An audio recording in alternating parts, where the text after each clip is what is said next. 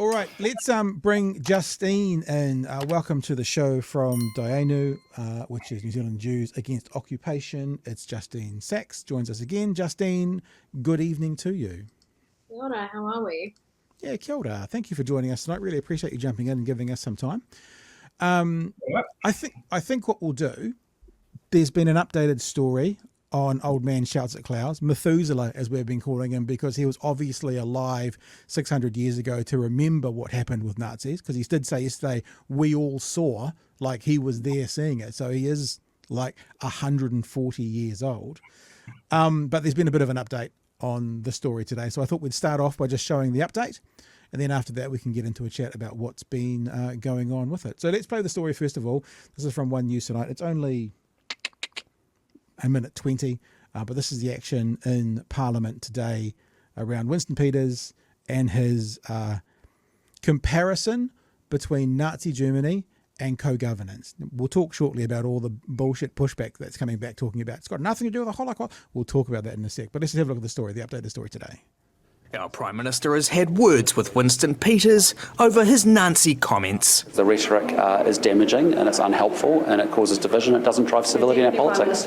And today, Mr Peters was sure in a mood. We're not listening to either yours crap, actually. Has the Prime Minister asked you to pull your head in, Mr Peters? Have you lied last night? Has the Prime Minister asked you to pull your head in? Last night. You stop lying, mate. Have you been asked to pull your head in, Mr Peters? Other politicians weighing in. So unhinged, it's like the door fell off. It's frankly utterly embarrassing. When it comes to the example he used, it's not the one I would have used, I think. If David Seymour's going, oh, that one's a bit touchy, son, then you got to check yourself before you rickety-wreck yourself, that's for sure. Well, do you know what? I reckon he said that because he was one-upping Seymour, because Seymour compared it to South African apartheid, and Winston said, well, here's, the Holocaust.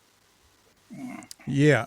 Well, true that actually, but yeah. So maybe this talks to the leadership model they've got in there and what's going to happen in the future going forward. Between, we've had word from a particular individual who knows people who talks about, don't be surprised if Winston blows this whole thing up in about 18 months from now. But up until this point, it feels like David Seymour has been the loose unit until this particular event happened. So, okay, we'll get to the end of the story. It's got about 40 seconds to go, and then we'll have a chat. Can be upsetting to a lot of people. On Sunday, Winston Peters raged against co-governance under Labour. And the insidious creep of racist co-governance that has spread through legislation and the public sector. Then brought up the Nazis. I've seen that sort of philosophy before. I saw it in Nazi Germany. We all did. You compared Labour's approach to co-governance to Nazi Germany. Is that appropriate? Yes, it is. Now, Mr Peters wants you to believe he wasn't talking about Labour and co-governance at all, but Te Pāti Māori saying last year that Māori have superior genetics. Even though they've just played the clip where he said, yes, it's appropriate to make that comparison, he's now walking it back. That's how he could have walked it back if he hadn't done that, perhaps, with an honest expectation, but he just said it's fair to make the comparison. So he's already outed himself that this is not the reason. You feel sorry for him? Why's that? Well, look, this is what We're not really here to talk about that. Yeah, I'm not going to blow anything up as where everybody else is. So that's the short clip from there. Let's have a talk about it. There's so much actually from that. The first is actually Justine from the person on the panel today who is Jewish. What are your thoughts around how Winston kind of threw that out there? Yeah, look, I mean, to be honest, it's a form of Holocaust denial and minimization to compare Nazi Germany and what happened as a result of the Nazi regime to co-governance. So we can, he can say whatever he wants to say about it. Ultimately, we all know that equivalence is so earth-shatteringly deranged or unhinged, as Chloe put it, that it actually, really belittles the Holocaust. So, I truly think this is one of the most high-profile anti-Semitic incidents in recent New Zealand history. I think it's a big deal, and I'm really surprised at the kind of reaction. I mean, look, Chris Hipkins had a point where you have a drunk uncle, at a wedding or at Christmas that says something unhinged like this. But, it's the Deputy Prime Minister. So, I think it's significant, unfortunately. Yeah. It's interesting that way you've just worded it. That's very true, because what he was obviously trying to do was to make co-governance seem worse, but what you're saying is he's making the Holocaust seem less serious. So yeah. That's fascinating. Calvin, what are your thoughts? Look, we've pretty much come to put up with Winston and his, how should I put it politely, antics over the years, I guess. In the past, I've always sort of welcomed him as part of the mix. As that guy that just goes in there, or person rather, to wrap things up a little bit and keep it interesting on both sides of the fence. But this, I bet none of us thought we would be crossing this out on our bingo card at the end of the day. And I never would have spotted it. I mean, he runs pretty close to the line, let's face it, time and time again. But this he's crossed it, and I'm just flabbergasted as to the reason why. Is it just an attention grab? Does he want to be up there in front of the headline? All of that sort of carry on. I have no words. But the double down stuff is pretty typical of him as well. Woke media's to blame for this and blah blah that, and I think he's seen the error of his ways, and he is desperately trying to walk it back, albeit very subtly. But I don't think this is something that he's going to be able to. I don't think we're going to forget, basically. And I mean, what a way to go out in his penultimate years, What a way to go out. Anyway, that's my 2 cents worth. I think it sort of reflects how radicalized his base are getting, like we saw that kind of stuff during, the anti-vax movement, where we had people comparing vaccine mandates to, the yellow star that Jews under like Nazi occupation were made to wear. And I think he's reflecting that. And I do think he was trying to one-up Seymour, honestly. And, I'm a South African Jew, so I can tell you that both comparisons are really offensive. Comparing co-governance to apartheid is offensive. Comparing it to the Holocaust, man, really, really just, it's not just poor taste. I think it's like something else, because to draw a false equivalence between these attempts to redress like oppression and racism, to like compare that to racism, it's like, it's designed to hurt, right? It's like a really cruel thing to do, I reckon. And I reckon Seymour and Peters are in like a arms race to be like the most unhinged New Zealand politician, and it's not taking our political discourse in very good directions at all. But that's our cross to bear, I guess. Yeah, and Winston has been the one who's been sort of more political at the moment, like acting like a politician. Seymour's been the one with that, I've got fuck you power over Luxon. But now you see this, they're both doing it. It looks to me like Luxon has had a bit of a go at Winston behind the closed doors, because how grumpy he was today, that's come because of someone else. That's a reaction from getting something off someone else, and it's more than the media. I want to say as well, I found it fascinating on Twitter today. I think I put out something about, the people who aren't talking about this. And I think I put out something like the Bush lawyers. It's interesting to watch all the Bush lawyers online today trying to figure out how Winston's comments technically don't reference or don't mean or don't point towards the Holocaust. And I just want to show the actual full quote, because this is on Winston Peters' own page. So this is his information. So the other thing, and I'm sure you guys know this, but for anyone that doesn't, the Nazi Germany comment was an ad-lib. It wasn't a part of a script. So the script stops where it says others, and then he ad-libbed the way through. So this is him thinking it would be a good idea. I'm sure his script writers were going, oh, uncle. But this was an ad-lib. And this is the paragraph before and what he said afterwards. It was not just ideological theory, it was race-based theory, where some people's DNA made them, sadly, according to these people, and condoned by their cultural fellow travellers, their DNA made them somehow better than others. That was all scripted. And then he said, I've seen that sort of philosophy before. I saw it in Nazi Germany. We all did. We've seen it elsewhere in the world, in the horrors of history. Now, I'm going to put something out there, and I'd love your guys' take on this. The philosophy that Nazi Germany had that led to the horror of history that Winston Peters has said, right? He said, we've seen the philosophy in Nazi Germany, and that's an example of one of the horrors of history. What's that word for the horrors of history that was in Nazi Germany that we've seen before? So if people can't see the connection to comparing co-governance to the Holocaust, then they're either morons or they're being willfully ignorant. They are choosing not to see it. Justine? I mean, it's just classic debate bro logic, where it's like, well, he said 1 and 1 equals ? But he didn't say it equal 2. You know, it's like, yeah, but some, you know, like it's it's just like, yeah, it's total nonsense, right? And it's like, it's like high school shit. Like it's high school debate level stuff.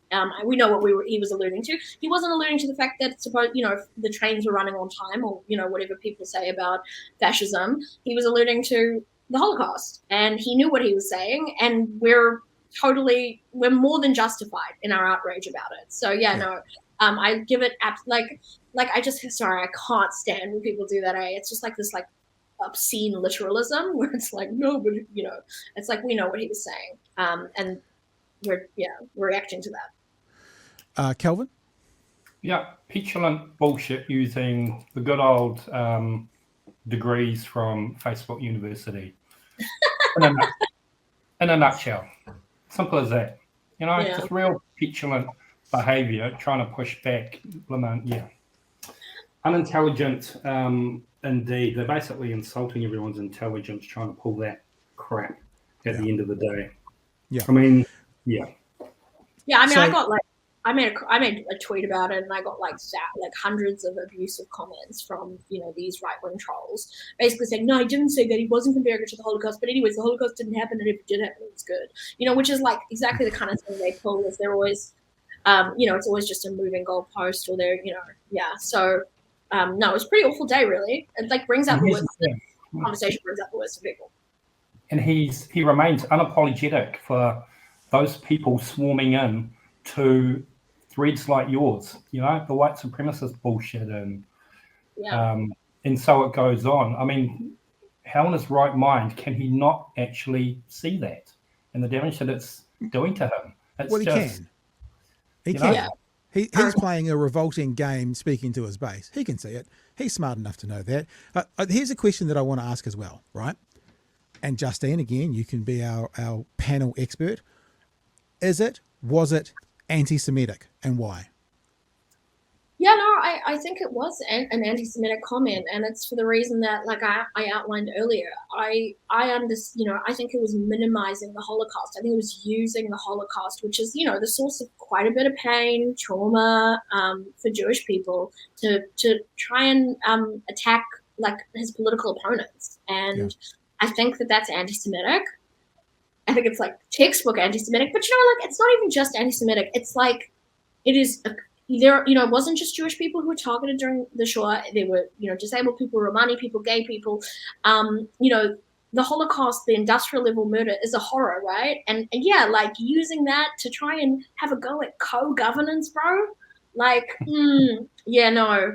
It's just we all know, even the people who are trying to defend this, we all know how ridiculous this is. We really, really do. And I think it's anti-Semitic. There's a whole host of other things as well. And I think I think Winston is so far past the line, the boundary, which he treated, for a long time. He sort of stayed within it. He's really gone. He's really in full cooker status. And it's scary. It's actually just scary because he's such a wild card. Yeah. Yeah. Calvin, you got any thoughts?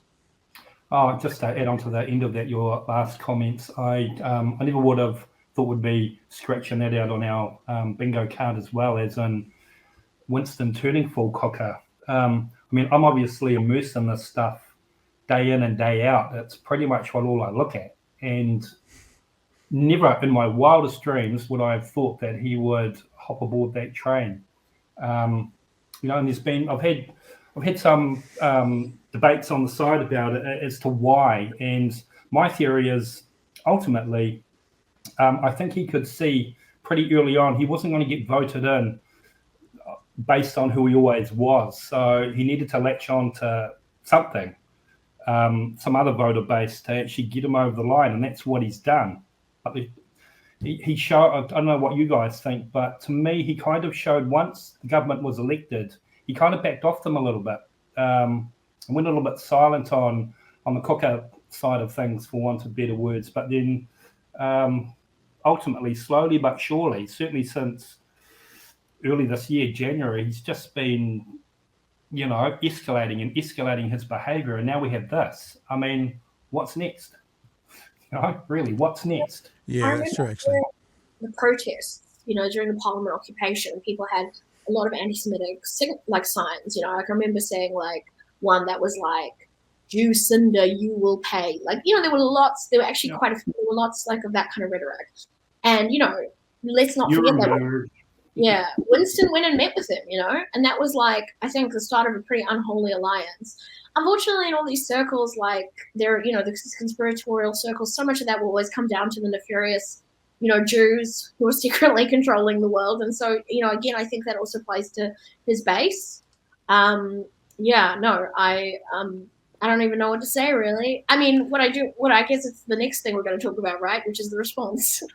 Yeah, and let's do that now. I mean, there's a sector of the Jewish community online that's labelled me anti-Semitic and this show anti-Semitic, and because we've been critical of Israel's response to Gaza, right? Well, I don't think we've ever talked about anything to do with the Jewish faith or religion or whatever it is. It's always been about Israel, and there's a bunch of them who are very, very, very, very quick to throw that word at people when they criticize Israel. But a bunch of those people and groups, including, for example, the New Zealand Jewish Council, unless they've released something in the last hour that I haven't seen, are silent on this. And I wonder, and it's not just them, it's some of them, and it's the people who also support their messages,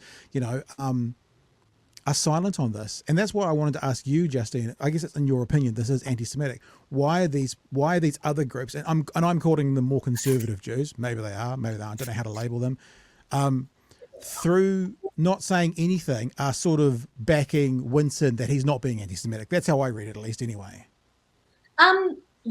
So just to be really clear, the New Zealand Jewish Council is so-called the representative body of the New Zealand Jewish community. It is unelected, and it's really unclear how these people are appointed, but they are the self-appointed representatives of the New Zealand community, Jewish community. They have taken it upon themselves to basically act as, instead of the New Zealand Jewish Council, the New Zealand Zionist Council, yeah? And so basically their entire role in the New Zealand sort of political discourse is to police criticism of Israel and to defend Israel. And the sort of needs and safety of the New Zealand Jewish community seems to come secondary to that. And never was this more on display than this incident. So Winston is I would say that he'd be considered an ally of Israel. He's been, a pretty staunch Zionist. And so they have been there has been not a single statement from the New Zealand Jewish Council about what I would call one of the highest profile anti-Semitic, incidents in many, many years, yeah? The Deputy Prime Minister spouting Holocaust minimization and a form of Holocaust denial and absolutely nothing. And, I think it speaks to the fact that they're pretty happy to throw the New Zealand Jewish community and Jews in the diaspora, Jews living outside of Israel, they're pretty happy to throw us in front of the bus if it means defending Israel. And, there's a lot of these far-right people who dabble, Elon Musk is another example of this. Elon Musk is just a classic anti-Semite. He often shares incredibly anti-Semitic conspiracy theories, but he's a Zionist. And so that means that these Zionist organizations are pretty happy to platform him and to legitimize him. So it's this really, really dangerous thing where it feels like Jewish people and our well-being doesn't matter. As long as this person supports Israel, and, these far-right people do because they're nationalists, so they like any kind of nationalism, even if it's Jewish nationalism. As long as they support Israel, whatever they do is all good, even if it means, even if it means supporting increasingly anti-Semitic rhetoric.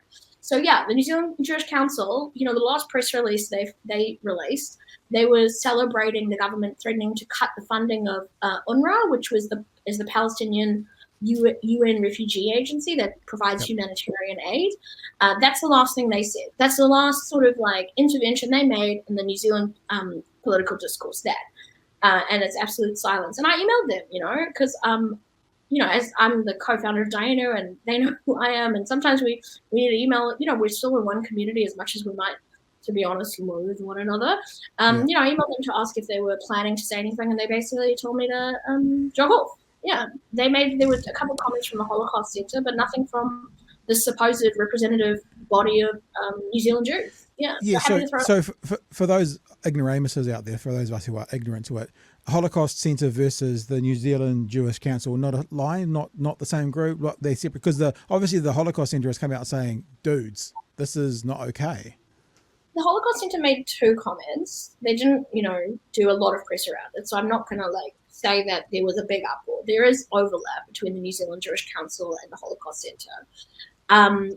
You would think, though, the New Zealand Jewish Council, with its platform, with, the amount of media they do. I mean, we all, unfortunately, during this horrible and awful siege on Gaza, we've all become very familiar with Juliet Moses. She's not someone that doesn't know how to, and she's not technically the spokesperson, but, you catch my drift. They know how to do media, and there's complete silence. I haven't seen any pushback to Winston. And I mean, he even said, and meanwhile, it's an absolute uproar in my community. I mean, New Zealand Jews are mad about this. This isn't okay. And it's worrying. I mean, so it's just really clear that, it really kind of shows this really ugly alliance between Zionists and the far right, where anti-Semitism is okay as long as you support Israel. And that's increasingly what I'm seeing. And I wish it wasn't, because it's pretty dark stuff, yeah. Just before you jump in, Calvin, with anything you want to wrap up with, let's just have a look at what the Holocaust Centre actually said. This is from a couple of days ago. Winston Peter's comments were made in a State of the Nation speech delivered in Palmerston North, have drawn warnings from the Holocaust Centre of New Zealand about the use of such terminology by politicians.